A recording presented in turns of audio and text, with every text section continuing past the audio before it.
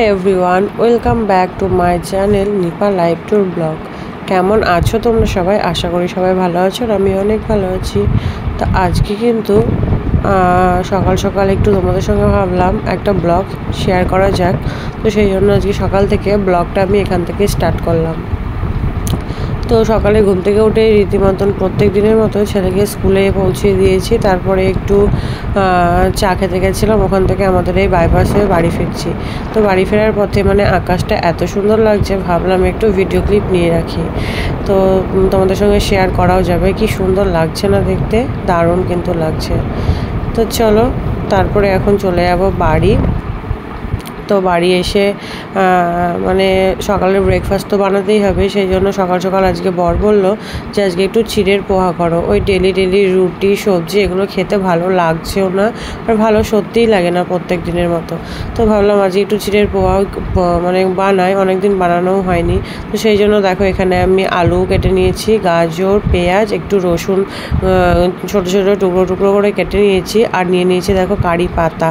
এই কারি পাতাটা আমাদের বাড়ির গাছের নিজেদের কারি পাতা, তো খুব ভালো কারি পাতাগুলো। তো দেখো এদিকে আমি কড়াই বসিয়ে দিয়েছিলাম, তেল গরমও হয়ে গেছে। তারপরে আলুটা আগে একটু ভালো করে ভেজে নেব। তার আগে ফোড়ন দিয়ে দিয়েছি, ফোড়নে দিয়েছিলাম সর্ষে, আর দিয়েছিলাম কারি পাতা আর কাঁচা লঙ্কা। তো তারপরে আলুটা একটু ভাজা ভাজা করে তার মধ্যে দিয়ে দিয়েছি কুচিয়ে রাখা পেঁয়াজ আর গাজরের টুকরোগুলো। তো এগুলোকে আমি পরিমাণ মতো হলুদ লবণ সব অ্যাড করে দেবো, দিয়ে তারপরে ভেজে নেব ভালো করে। পরিমাণ মতো হলুদ লবণও দেখি দিয়ে দেওয়া হয়েছে। তারপরে এটা আমি রেডি করছিলাম চিড়ের পোহাটা, চিড়ের আর কি পোলাও, যেটা পোহাও বলে পোলাও বলে। তারপরে এদিকে দেখো বর আবার চলে গেছিলো বাজারে, আমি ব্রেকফাস্ট রেডি করছিলাম। ও বাজার থেকে নিয়ে এসেছে মাছ, তো সেটাও আমি ঢেলে নিলাম প্যাকেট থেকে। মাছটাও ধুয়ে নেব, তারপরে ব্রেকফাস্টটা বানানো হয়ে যাবে, খেয়ে নেব, তারপরে মাছটাও ধুয়ে নেব যথারীতি। তারপরে আবার দুপুরে রান্নাবান্না আছে, আর আজকে মা বাড়িতে নেই, যেহেতু গেছে একটু ডাক্তার দেখাতে।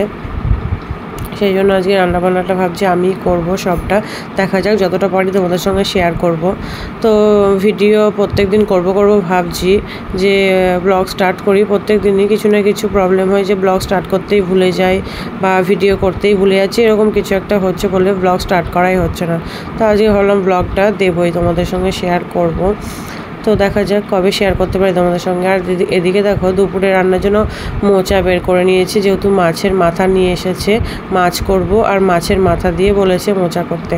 আমি মোচা অনেকবার রান্না করেছি, কিন্তু মাছের মাথা দিয়ে কোনোদিন করিনি, আজকে ফার্স্ট টাইম ট্রাই করব, দেখা যাক কেমন হয়।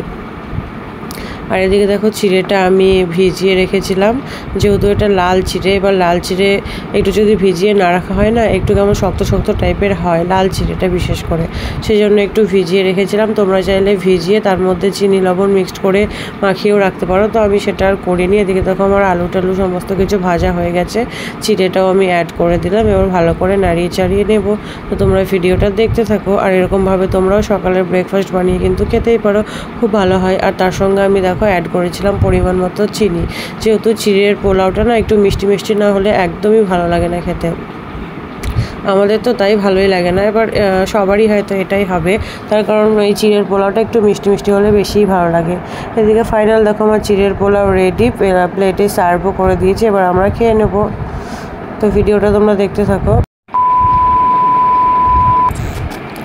তো ফাইনালি ব্রেকফাস্ট করা হয়ে গেছে আমাদের সবার। তারপরে দেখো আমি মোচাটা ভালো করে কেটেও নিয়েছিলাম, ছাড়িয়ে কেটে সেদ্ধ করাও হয়ে গেছে। দিয়ে এদিকে দেখো মশলা রেডি হয়ে গেছে, আমি রান্না করব, দুপুরের জন্য রান্নার প্রস্তুতি নিচ্ছি। মাছ ভাজা হয়ে গেছে, এদিকে দেখো হয়ে গেছে বলতে কিছুটা হয়ে গেছে, আর কিছুটা ভাজছি। তারপরে এদিকে ভাতটাও বসিয়ে দিয়েছি পাশে। তারপরে মোচাটা তো সেদ্ধ হয়ে গেছে। আর দুপুরের লাঞ্চে আজকে রেখেছি মেনুতে মাছের কালিয়া করব, মাছ আর ডাল করব, মাছের মাথা দিয়ে মোচা করব, আর মাছের তেল নিয়ে এসছে তার সঙ্গে, তোমাদের দেখানো হয়নি সেটা। তো মাছের যে তেলটা হয় সেই মাছের তেলটা দিয়ে বড়া করব। আর এদিকে করব ভাত, আর কি একটা বেশ করেছিলাম, তো আমার ঠিক মনে পড়ছে না। তো তারপরে দেখো এদিকে আমি ফার্স্টে মাছটা রান্না করে নিচ্ছিলাম। তো মাছের কালিয়াটা করার জন্য আমি পেঁয়াজটা ভেজে নিয়েছি। তার মধ্যে যে পেস্টটা করেছিলাম সেই পেস্টটার মধ্যে ছিল আদা, রসুন আর ছিল জিরে গুঁড়ো, লঙ্কা গুঁড়ো, সমস্ত কিছু একসঙ্গে পেস্ট করে নিয়েছিলাম দুটো রান্নার জন্য। একটা মোচাতেও দেবো আর কিছুটা পেস্ট দেবো এই মাছে। তো দেখো পরিমাণ মতো আমি মাছেও দিয়ে দিচ্ছি। তার আগে আমি পেঁয়াজ আর টমেটো ভালো করে ভেজে নিয়েছি। এবার মশলাটাও অ্যাড করে দিচ্ছি, ফার্স্টে মাছটাই করে নেব। তো আর কিছুটা পেস্ট দেখো আমি মশলাটা রেখে দিলাম, সেটা তোমার মোচার জন্য। জানি না কতটা তোমাদেরকে দেখাতে পারবো। এদিকে দেখো আমার মাছটা প্রায় হয়ে এসেছে। তো মাছের কালারটা কিন্তু খুব সুন্দর এসেছে, বেশ ভালো এসেছে। আর খেতেও কিন্তু সত্যি ভালো হয়েছিল, কারণ আমি ভিডিওটা করার পরে আমি তো এডিট করছি, মানে খাওয়া দাওয়া কমপ্লিট করার পরেও। তারপরে দেখো এদিকে আমার ডালও হয়ে গেছে। আর মাঝে মাঝে ভিডিও ক্লিপ নিতে না ভুলে যাচ্ছি, মানে ব্লগ স্টার্ট করেছি এদিকে আমি ভুলে যাচ্ছি যে ভিডিও ক্লিপ নিতে।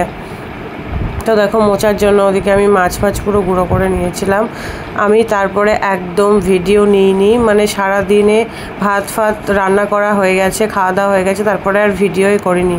তো এটা সন্ধেবেলার ভিডিও। দেখো কিছু কিছু মানে কাজ ছিল, তাই ওইদিকে 2000 years later জিনিসকে ডাকছি। সন্ধ্যাবেলা ওকে তো ডাকছিলাম, ও তো ঘুম থেকে উঠছিল না, তো জোর জার করে ঘুম থেকে ওঠানো। আর এই দেখো তোমাদের সঙ্গে একটা দারুণ জিনিস না আজকে শেয়ার করছি। তো এটা দেখো পার্সেল এসেছে একটা। পার্সেলটা হচ্ছে কি সেটা তোমরা দেখতে থাকো ভিডিওটা। তো তার আগে তো পার্সেলটা খুলছে। এটা না যেদিন অর্ডার দেয় আমার বর, তো আমাকে বলেনি, তার কিছুদিন পরে বলেছে যে এরকম একটা জিনিস অর্ডার দিয়েছি। তো আমাকে দেখায়ও নি যে কী বা কিছু, মোবাইলে কোনো কিছু দেখায়নি। তো আজকে পার্সেলটা যথারীতি এসেছে। তারপরে ফাইনালি ওই খুলছে, পার্সেলটা এসেছে। তো তারপরে আমি ভাবলাম দাঁড়াও একটু ভিডিও করি, তো ভিডিও আমার ব্লগে শেয়ার করাও যাবে এরকমভাবে। তো মানে সত্যি জিনিসটা এত সুন্দর। তোমরা কি কিছু বুঝতে পেরেছো এটা কি? এটা হচ্ছে একটা মানে কাঠের ইলেকট্রিক কর্পূরদানি, মানে এটা ইলেকট্রিকে লাগিয়ে আর কি সেট করে ওর মধ্যে কর্পূর দিলে ঘরে যে কর্পূরটা আস্তে আস্তে গলে যাবে, তো ঘরে এত সুন্দর একটা স্মেল দেবে, মানে কি বলবো। এটা তোমরা চাইলেও কিনে ঘরে ইউজ করতে পারো। তো মানে সত্যি এত সুন্দর একটা জিনিস আমাকে সারপ্রাইজ দিয়েছে, মানে আমার খুবই ভালো লেগেছে এই জিনিসটা। আমি ঘর সাজাতে, ঘর গোছাতে এগুলো এতই পছন্দ করি, আর তার সঙ্গে এত সুন্দর একটা মানে এত সুন্দর এটা একটা জিনিস না, কি বলবো, আমার তো খুবই ভালো লেগেছে। তো আজকে দুপুরবেলাতে আমি ট্রাইও করেছিলাম এটা, নতুন নতুন যেহেতু এর মধ্যে কর্পূর দিয়ে। দেখো পুরোটাই তোমাদের সঙ্গে শেয়ার করছি কীভাবে কি হচ্ছে না হচ্ছে।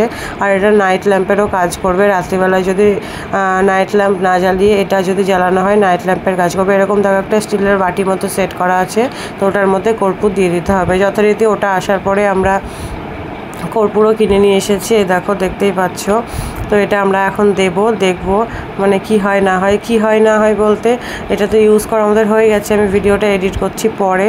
তো মানে ঘরের মধ্যে এত সুন্দর একটা স্মেল দিচ্ছিলো, একটা পজিটিভ এনার্জি আসছিলো, আলাদা এরকম একটা পজিটিভ এনার্জি আসছিলো ঘরের মধ্যে, মানে নিজের বেডরুমে। তো তোমরাও চাইলে এরকম একটা সুন্দর জিনিস নিজের বেডরুমে ইউজ করতেই পারো। এত সুন্দর, আমার খুব ভালো লেগেছে।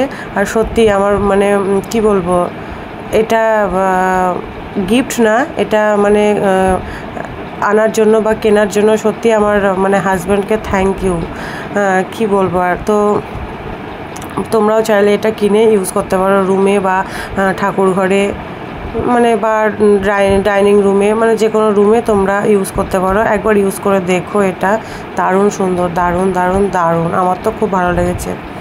তো চলো তোমাদের সঙ্গে পুরোটাই শেয়ার করলাম আজকে। তো আজকের ব্লগটা আমি আর বেশি বাড়িয়ে নিয়ে যাব না।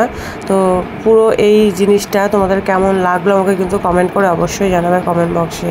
এত সুন্দর একটা জিনিস তোমাদের কেমন লাগলো, তোমরা সত্যি তোমরা একবার ইউজ করে দেখো এটা নিয়ে। এমন কিছু বেশি দামও না, অনলাইনে পেয়ে যাবে তোমরা।